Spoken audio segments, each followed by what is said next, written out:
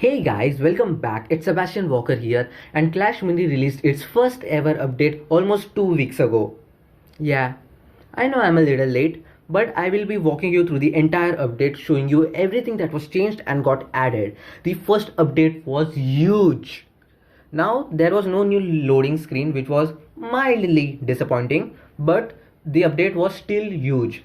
We got a new theme, as you can see, it's the Christmas theme, holiday theme, and not only that, we got one new hero, which is the Royal Champion, and we also got two new minis, which is the Prince and Musketeer. Now, I've been playing this regularly as a free to play player, and as you can see, I'm maxed out. There's no more progression for me. The only thing that is left for me to do is upgrade my heroes, but I've also completed the pass, so I cannot get any more heroes. The only way for me to do is this quest, which is also almost over. But let's talk about the new minis, the Prince and the Musketeer. Now let's start with the Musketeer, the 3 elixir mini, which is honestly it's not as strong as I expected it to be. It's pretty bad. It's okay at best. The only good thing about it is the 3rd star upgrade, which makes it that the super targets 2 minis instead of 1. Its normal attack is very slow, it has a low hit per second, and it deals only 1 damage. It's squishy, and I don't know, it's just not good. The super is the only good part, which turns and pushbacks and deals 3 damage, but as I said, that too isn't very strong on its own. This upgrade is specifically what makes the super strong. The rest two aren't even worth it. Now let's move to the next mini which got added into the game, the Prince. Now the Prince is very strong even at the base level without any upgrades. Now admittedly it's 4 elixirs, so it's costly, but it when you place the Prince, it as when the match starts, it goes straight in line and knocks any mini which is in the path to the back of the board. So it's very strong because you can knock the enemy tank to the back, and the enemy glass cannons, the firepower, they get exposed to your minis, and they also get stunned. So it takes time for them to get back into the game. Now the 3rd star upgrade also for Prince is really good. This makes the card really fun to play. This makes the mini really fun to play. Now the 1st star upgrade is also good, where it adds straight up 5 damage and doubles the, not even doubles, it's more than that. It increases the damage from 3 to 8 straight up. Now let's talk about the newest hero, the Royal Champion. The Royal Champion is strong, although I don't think it's the strongest. I still think that Countess is the strongest, followed by Archer Queen and Royal Champion. Even although you could switch both of those in the rankings, I wouldn't argue against that, because Royal Champion is very strong, especially with the ability. The Royal Champion has a very special ability where when it charges its super, it throws a shield which deals 4 damage, and if it happens to knock anything, any mini or hero, then the super automatically recharges to the full, which means it can throw as many shield as it wants, as long as it is knocking out mini with every throw of the shield. Now I only have it at level 3, which is fine, and there is no way for me to get more hero fragments as of now, but today I will be playing some games and showing you the new hero and the new minis. By the way, we also got the new edition crystal coins. The challenge coins got converted to crystal coins. You no longer need any challenge coins to play rumble or duel. As you can see, the crystal coins currently has only one use, which is buying skins like this. This is the only, there is no other use for crystal coins, so you might as well spend it on those. Now in case you're wondering how do you get more crystal coins, it's by, as you can see, all of my minis are maxed out. So whenever I get a quest from which I am supposed to get a mini, instead of getting a mini, I get crystal coins. For 1 mini gets converted to 1 crystal coin. This also works for maxed out heroes, but I don't have any maxed out heroes, so yeah, there's that. So now with that out of the way, let's get straight into the matches. As you can see, this is the deck that I will be using. By the way, Supercell also added the ability to have 3 decks at the same time, and this is such a good feature. It's such a quality of life change. It makes your life so easy. Just the ability to switch. These are the 3 decks that I use. The Supercell also had a lot of balance changes, by the way, in case you didn't know. The Archer Queen is the same. Shield Maiden also the same, as you can see. Now the Monk received one change. This ability, Mystic Palm, what it used to do, it used to increase the attack speed of monk with every strike. Imagine it like a dart goblin or barbarian attack. That's what it used to be. They changed it to so that now it gains plus 3 energy at the start of the match, just once. Countess also the same. So is the Royal Champion is the new hero. The Barbarian King also got a buff, a much needed buff. Earlier, before the balance changes, Barbarian only King only its super only used to affect in a small area. They have changed it now so that it affects everything right from the level 1. At level 5 it used to be able to affect the entire battlefield, but they have changed it so that now it always affects the battlefield, and now instead of that it heals HP. And this ability is strong. Even though I don't have it, I've seen this in action and it's really good. It makes a lot of difference. That's the balance changes which we are getting for the heroes. Now let's move on to the minis. The knight is the same. Barbarian received a 1 HP buff. It used to be 6 HP, it has become 7. Minor, everything's the same. So is true for the archer, spear goblin, wizard, ice wizard, guards, musketeer. The giant skeleton received some nerfs and some significant ones. This ability, it used to be 2 seconds, it has been reduced to 1.5. The time that the big bomb takes to explode after giant skeleton dies has been increased significantly. You can see the change. Its HP also has been decreased from 11 to 10. Now the lumberjack, I believe it got 1 HP buff, not sure on this one. Mini P.E.K.K.A is the same, so is dart goblin. The bowler received 1 HP nerf, and this used to be 3 damage, it has become now 2. The healing ranger received a much needed buff. The energy cost has been decreased from 5 to 4, and this makes the healing ranger so much better than what it used to be.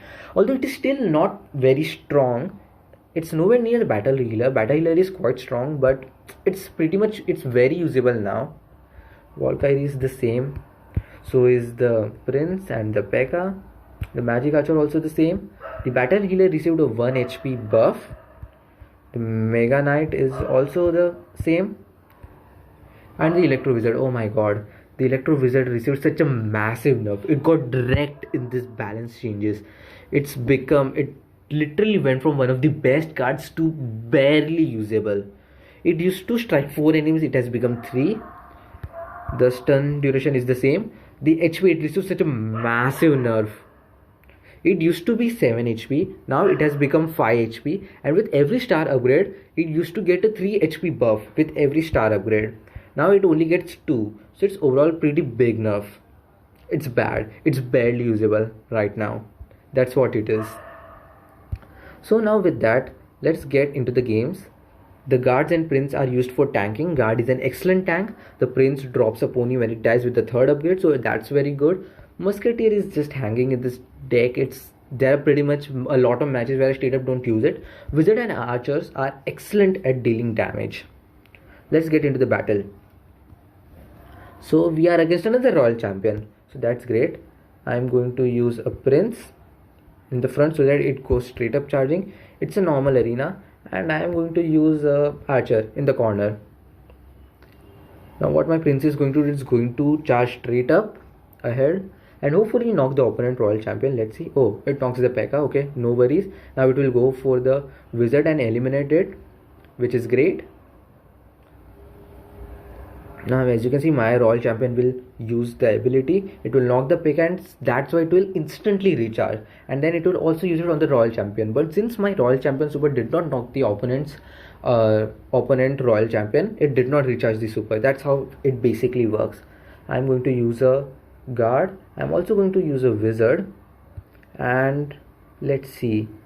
I'm going to switch it here. I'm going to give this the ability and switch it here just in case.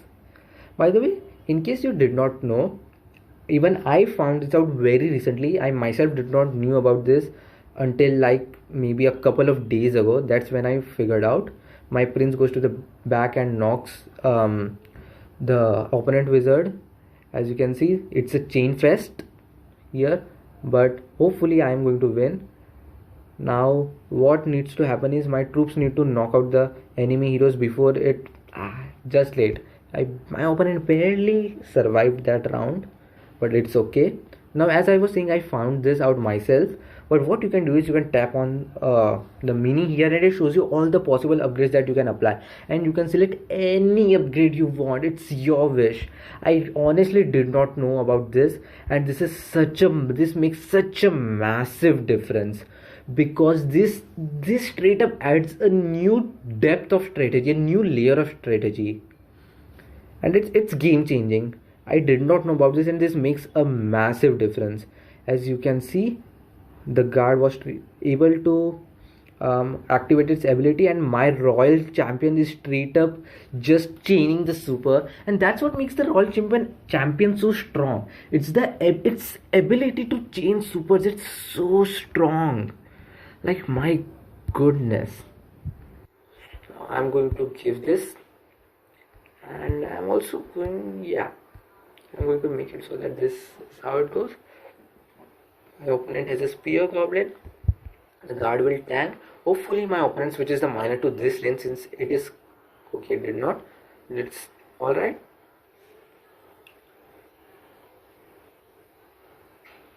Now as you can see, okay, my opponent is able to beat. Let's see what we can do in this round. So I'm going to switch my play to this side. My opponent is actually probably even going to do that, and I'm going to place a wizard. As you can see, I really did not use musketeer in this match, and this is what I will be going with.